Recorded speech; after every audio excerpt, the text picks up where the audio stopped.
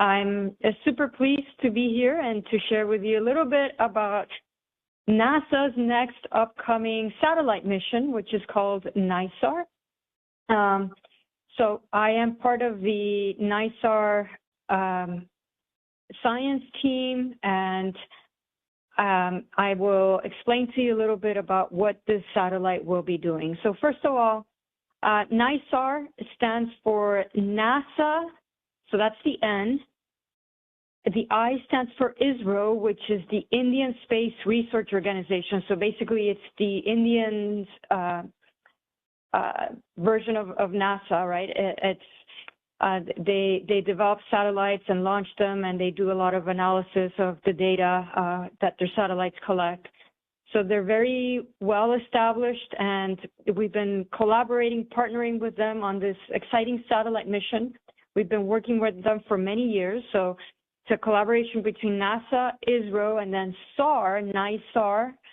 SAR stands for Synthetic Aperture Radar. So that's the type of sensor that this satellite will have. And I'll explain a little bit about that in the next coming slides. But before I move on, I just wanted to mention that NASA has a number of sensors in space. And I say sensors in space because some are satellites and some are actually sensors on the International Space Station that observe our planet. And these sensors in space are designed to observe specific components of our planet. So there's a whole Earth observing fleet in space that NASA has to observe the oceans, to observe the atmosphere, and to observe terrestrial ecosystems.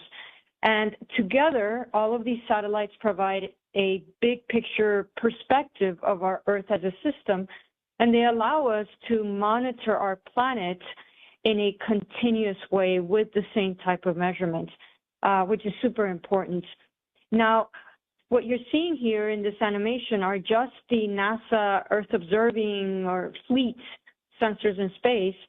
But in reality, there are many, many satellites that are observing different components of our planet from other space agencies too. And we collaborate with a lot of these other space agencies, or we use their data, the data that they're collecting. And so cross-agency or international collaborations are very important for what NASA does. And when you're talking about the study of our planet, these collaborations are critical because we live in the same planet and things go cross-boundary. Everything is interconnected. So it's important to be able to understand and collect data of our entire planet and understand it as a system. Okay, so before I start discussing specifics about NISAR, I wanted to just throw this up there to show you how we observe our planet. So I mentioned that these satellites are observing our atmosphere, our ocean, and terrestrial ecosystems, and they have specific technologies to make observations related to the atmosphere, or related to the ocean, or terrestrial ecosystems. And so these sensors operate across the electromagnetic spectrum, depending obviously on what they're observing. And a lot of sensors for studying terrestrial ecosystems, for example, they work in the optical range. So the optical range partly includes the range within the spectrum where we can see, which is a sliver of that spectrum. Right, so there's only a very small portion of the electromagnetic spectrum where we actually, where light is visible to us.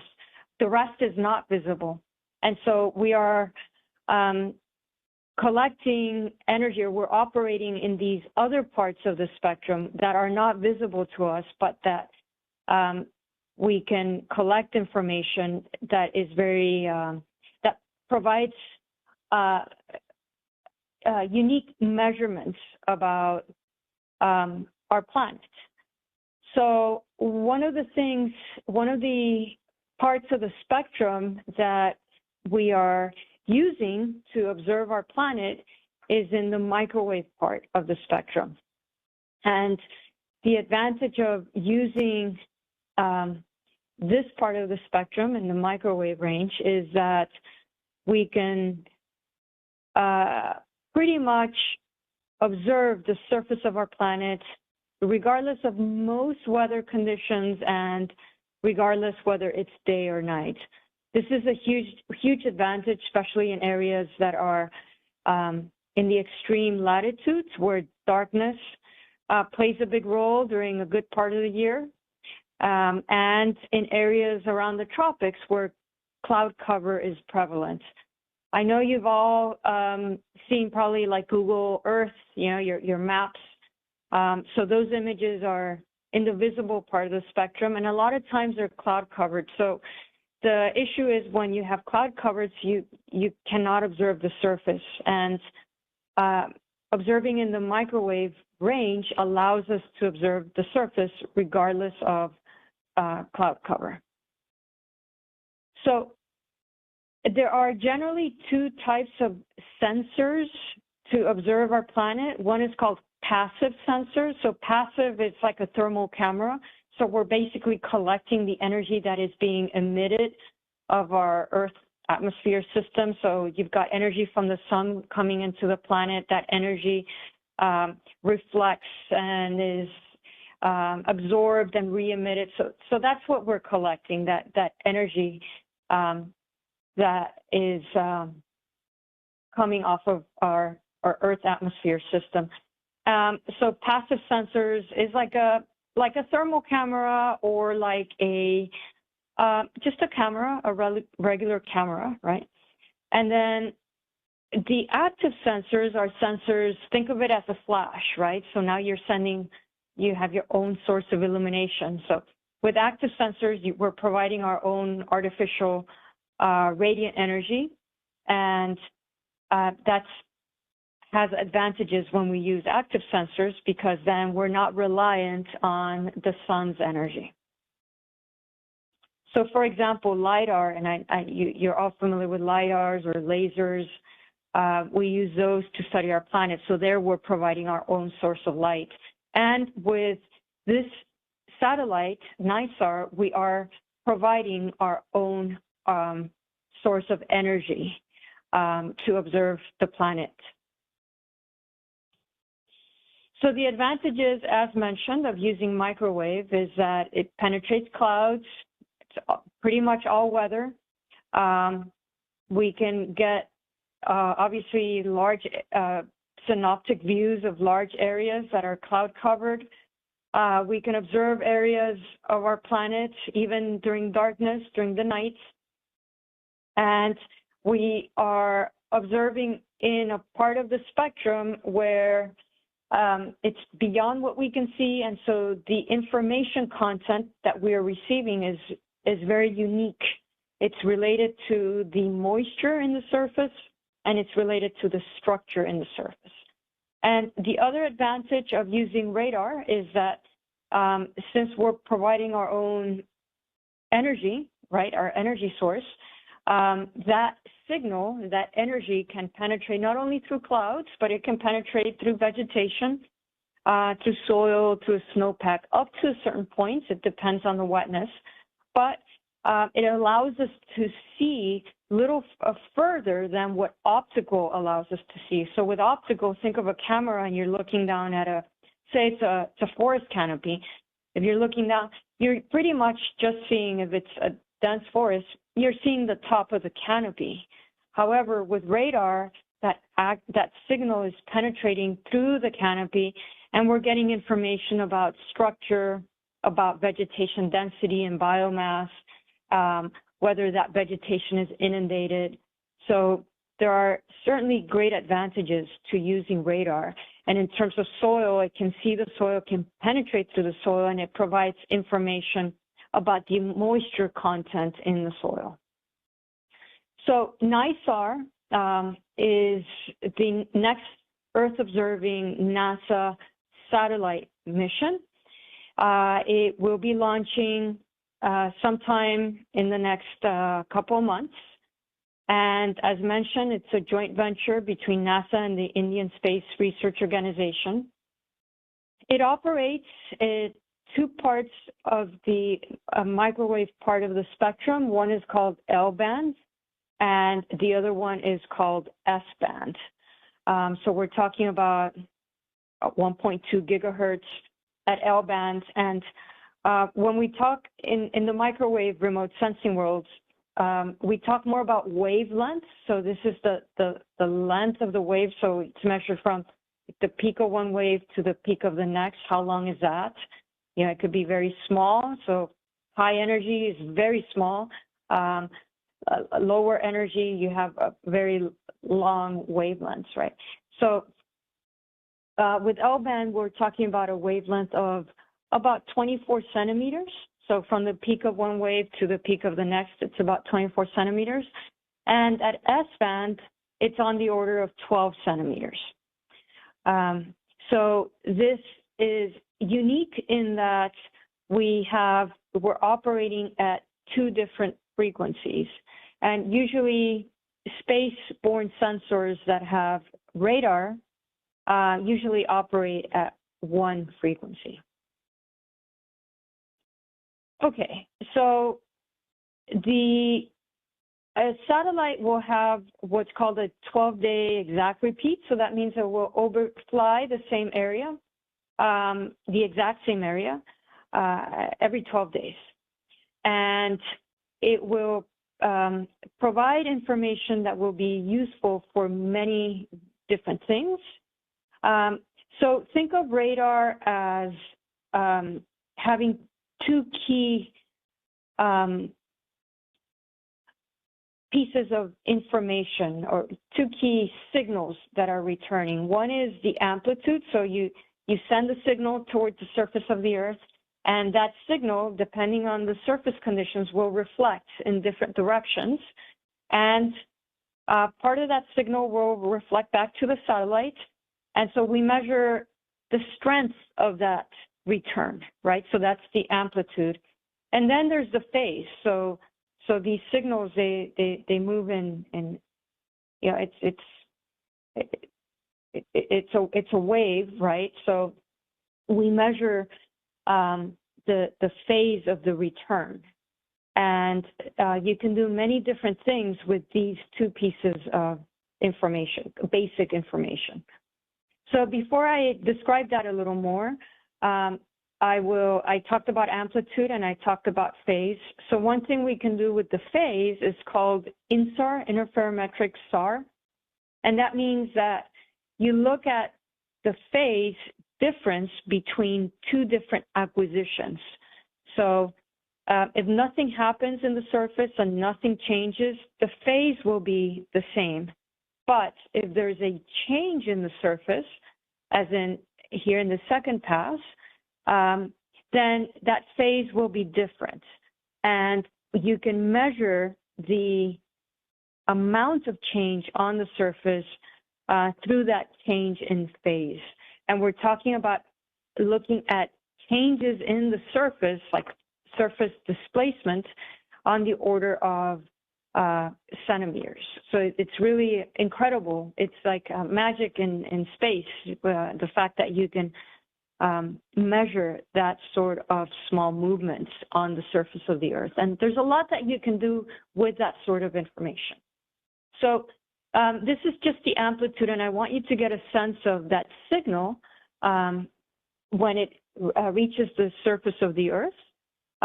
So radars are always side-looking, and if you have a smooth surface, the signal will bounce away from the radar, and so that area will look dark, right? So so there's not going to be a signal return, and that area will have basically no data, no signal return. So it's going to look dark. And then the rougher the surface, the more scattering you get in different directions, and part of that scattering, but you know, that signal scatters in different directions, part of it will return to the satellite. And so you're going to get some signal return, some level of strength in that signal. And then there's something called double bounce, where the signal, again, bounces off a smooth surface. In this case, if it's an urban area, if you have a road, for example, That's a smooth surface, so that signal will bounce away from the satellite. However, you have buildings that will then redirect that energy back to the satellites. And so the amplitude will be very high. You'll have a large signal return. It's very loud. A lot of the energy that you sent, a large amount of that energy is returned. And so those areas have a very strong signal. And then you have something called volumetric, where you have a forest and that signal bounces off of different components within the forest. Okay. So that gives you a little bit of a sense of what we're talking about here in terms of the signal interaction with the surface. And these are just pictures of NISAR and how we're integrating the different sensors. And it just gives you a sense of the size of this satellite. And here, everything, we have a huge antenna.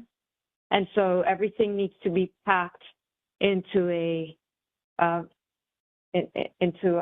bus, basically, and that's put on the rocket and then sent into space. All right. So there are many different things that we can do with the information that will be collected by SMAP. And one of them is looking at groundwater withdrawal. So I mentioned the phase difference, right? So you're looking at the phase difference between two different acquisitions. And if there's a change on the ground, that phase is going to change. And you can tell, then assess the surface displacement between those two acquisitions. And this sort of technique, NISAR, is being used to look at groundwater withdrawal. So especially in California, like in the Central Valley, at certain times of year, there's a lot of groundwater extraction, more so than what's allowed for these aquifers to refill, especially in drought years.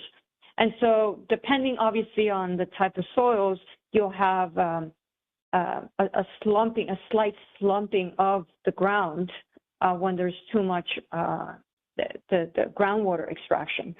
And we can measure that slumping of the ground on the order of centimeters. And we can also watch how some of those aquifers are replenished, and they just kind of puff up. The ground just kind of comes back. So it's really amazing what we can do with this sort of technology. Another thing that we can do is look at, again, changes in the surface because of, say, an earthquake, for example. So we use it to do rapid damage assessment. So there's a change in the surface, and we can detect that. And since radar has pretty much all weather and day or night capability, we can then map very quickly the areas where an earthquake has occurred and have at least an initial assessment of what has been damaged, which buildings or which areas have been damaged, based on just change, right? What changed from one image to the other? So obviously we need an image before the event, and we need an image after the event to be able to assess changes. We can also use this to look at oil spills. Again, this has to do with the surface, the smoothness of the surface, and whenever you have oil on water, the smoothness of the water that has oil is different than open water where there's no oil, especially if you have a little bit of wind. Areas that are not affected do not have oil, have a little bit of roughness, right? And the areas where there's oil are smoother.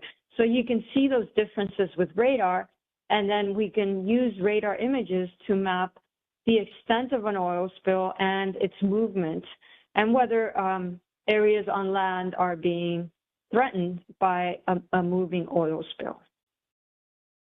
There's landslides too. So landslides, again, we're looking at areas where there's a little bit of motion. And in the case of landslides, we focus on areas, obviously landslides occur in areas where there's slopes.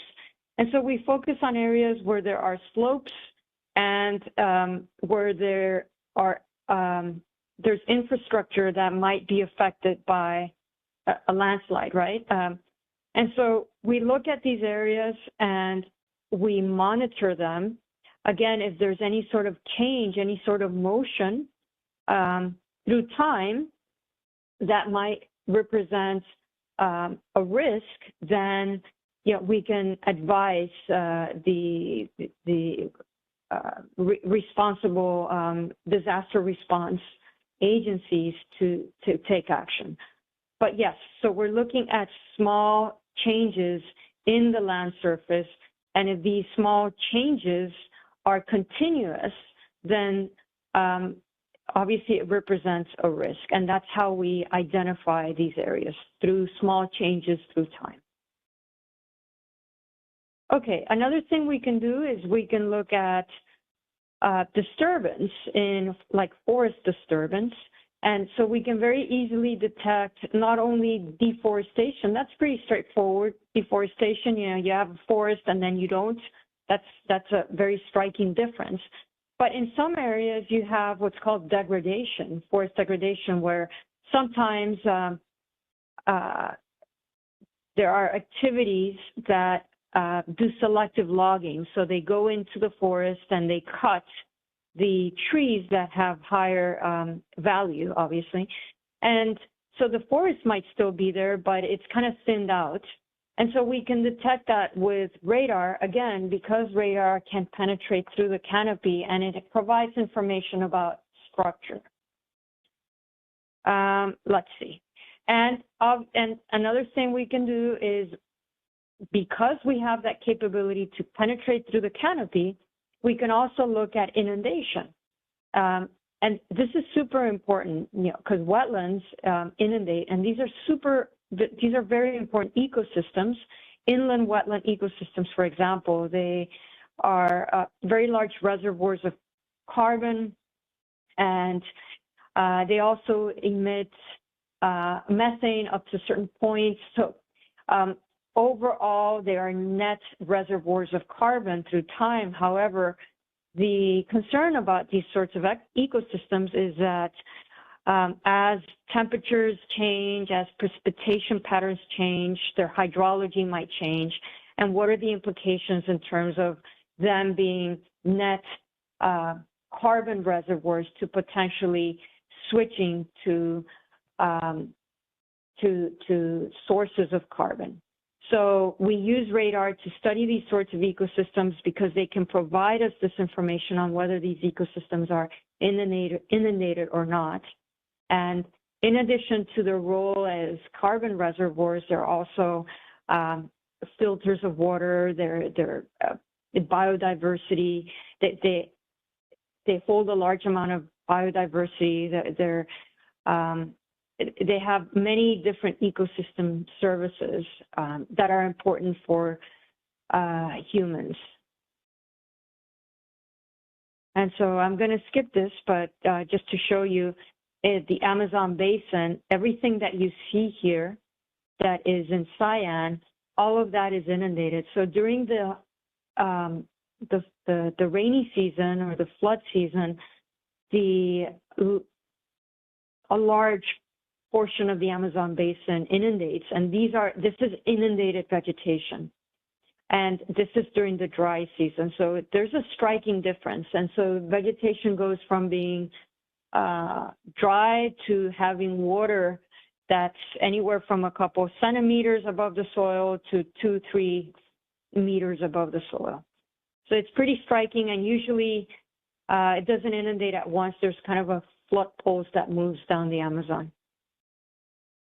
Okay, so the next thing that we can do with these sorts of data is to monitor not only crop areas. So we're going to be using NISAR to identify which fields are active and which are not, and we can use that information to also follow crop growth through time. And then you use models to kind of help predict what might be your crop yield at the end of the season. We'll also be targeting soil moisture, as mentioned earlier. The signal can penetrate through the soil up to a certain extent, and it is sensitive to the amount of water in the soil. So one thing that we'll be targeting with NISAR is the amount of water in the soil moisture. Obviously, a critical piece of information for being able to predict crop yield. And obviously to like monitor droughts and things like that. And this is an animation. I had mentioned how we can monitor groundwater. And this is just an animation showing you the withdrawal and replenishment of aquifers in the Los Angeles basin. And we're talking about a displacement of the land surface on the order of millimeters in this case. So anything that's red, that means it's filling up. So it's 15 to 30 millimeters, and anything that is blue, cyan to blue means that it's slumping on the order of 15 to 30 millimeters throughout this period of time. And this is natural in the LA basin. You know, you've got the rainy season, and then you've got the dry season. But the important thing is that you allow these aquifers to fill up to recharge properly. Okay, so then there are a number of different societal benefits. I mentioned how, you know, it's important to monitor wetlands, but we can also use this sort of data to monitor floods when they occur, say due to hurricanes. And this can be very useful for disaster response, right? To understand the extent of an area that's been flooded, how fast are the waters receding, what areas have been affected. You know, if it's an agricultural area, we can get rapid assessments of crops that have been affected by floods. So this just gives you a little bit, a taste of what can be done or what we will be able to do with NISAR data.